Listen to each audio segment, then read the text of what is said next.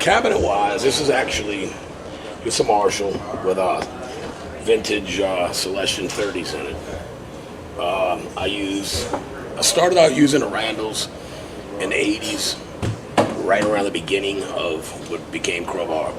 Dimebag turned me on to him. That's what he was using, and I've loved him ever since.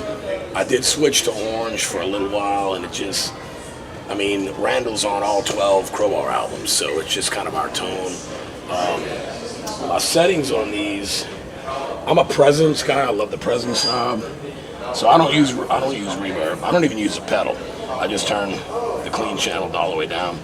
So my settings are my presence on 10. My bass usually runs on about 8, and all I really fool with every day is my highs and my mids, going back and forth depending on the sound of the room. This has a wooden stage, so it should sound a lot better than the concrete or the carpeted shit.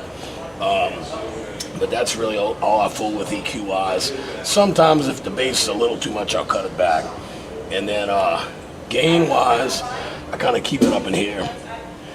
And volume wise, when you get above 5, it starts to crap out. So you really lose quality of tone. Plus it's pretty fucking loud. I run it at 4 ohms, so it's actually 120 watts instead of 100. Which, I mean, running it on like 4.5, which is what I run, is plenty loud, you know, in the rooms that we normally play. Even the big stuff, if we're supporting, you know, bigger bands or whatever, it does the job.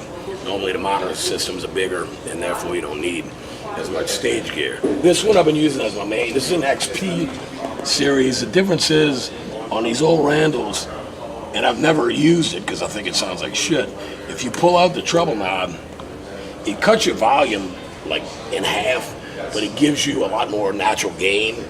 I just think it kind of sounds fake, so I never use that. Now on this XP series head, when you engage this, it's the same as pulling out the treble. It adds that saturation that I don't like. So you can hear the noise right there from it. But these things are, you know, pretty banged up. They're all mid to late 80s heads.